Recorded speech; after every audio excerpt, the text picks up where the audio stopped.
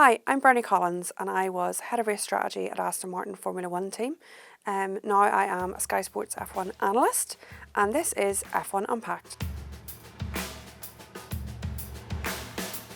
What does a strategy engineer do? Well, a strategy engineer, their main role is really through the race. That's when we think of mainly what they do. So they're trying to call the pit stops, which tyres you're fit in, which drivers are stopping when, and reacting to all of the external events. So what are you doing under a safety car, different weather conditions. But it starts much earlier than that. So it starts the beginning of the weekend. You'll be thinking of what you need to learn through Friday practice sessions, how you're going to run your qualifying sessions, how you're going to use your tyres. In the week before the race, you'll be doing all the plans. What do you think the race is going to be? How many stops do you think it's going to be? Trying to get the whole team sort of aligned on what the strategy might be going into Sunday. And then post-race, when you get back to the factory, you'll be analysing what happened through the race, which decisions you made, what you could change, what you would do differently if you could do it all over again. So lots and lots of work for strategists and lots of communication with different engineers on the pit wall or back in the factory. What initially drew you to a career in F1 strategy? Well, I started F1 strategy because I joined what was then Force India, which is now Aston Martin team. And I joined as half performance and half strategy because I really wanted to be a performance engineer. And as I joined, the strategy engineer left, so I became a strategy engineer unwillingly. I didn't mean to be a strategy engineer.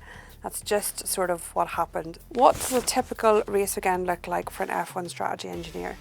Well, the race weekend, it sort of ramps up as you go through it for a strategy engineer. So you arrive at the track on Thursday generally. You do things like the track walk, you're looking for any changes to the track, things that might affect how many stops you do or the tyre degradation, for example. Then on Friday, you're trying to learn as much as you can about the tyres in particular. So on Friday night, you do a lot of analysis. So you're there quite late on a Friday night trying to plan how your strategy might go. Then Saturday, it ramps up another level. You're trying to get the best qualifying position that you can. And then you do a lot of analysis again on Saturday night once you have the qualifying positions for everyone. Into Sunday. Sunday morning is really the strategist's main day. Lots of meetings with the drivers, trying to plan which tyres you're going to start on, what your strategy is going to be. Again, getting everyone on board with what you think the plan is going to be and making those final plans going into the race. And then the race is a lot of reaction. Through it all, you do lots of debriefs. So at the end of the race, you'll be saying how you think the race went from a strategy side. How much of the race strategy is decided before the weekend and how much is adapted in real time? Well, before the weekend, you go in with a pretty good plan. It's adapted each day across the race weekend, like we say. And then in the race, there'll always be something that changes what your plan might be. It might be that you have to change the stop lap, or it might be weather conditions, safety cars, but your race and your strategy is changing all the time. So every lap you're thinking about what you would do in certain situations. So although you might look at a one-stop race and think that was probably pretty easy from a strategist side, you are making different decisions every lap. What are the key factors that influence an in-race strategy change? I think the key factors are your position on track. So if you're stuck behind someone or if you're holding someone up. So your position on track has a big influence on what you do.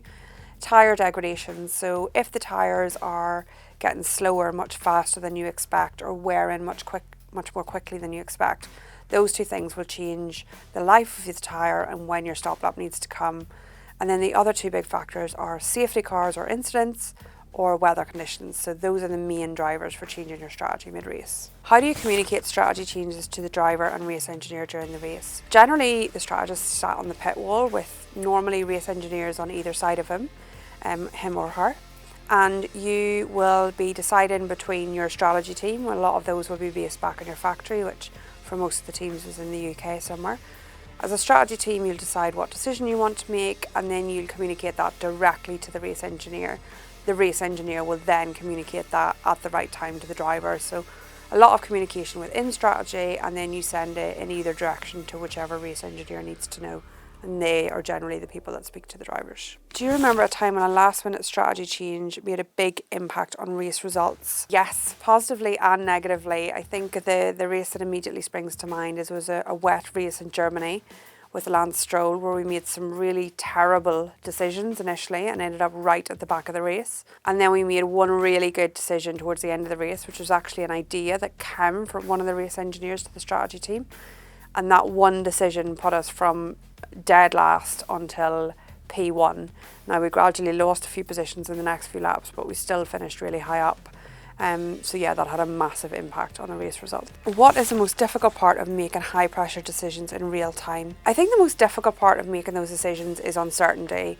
When you're making a decision on the pit wall, it's not always 100% clear what decision, or it's very rarely 100% clear what decision. So it's almost trying to balance that uncertainty, trying to make sure that you've thought of all the different aspects that you need to cover.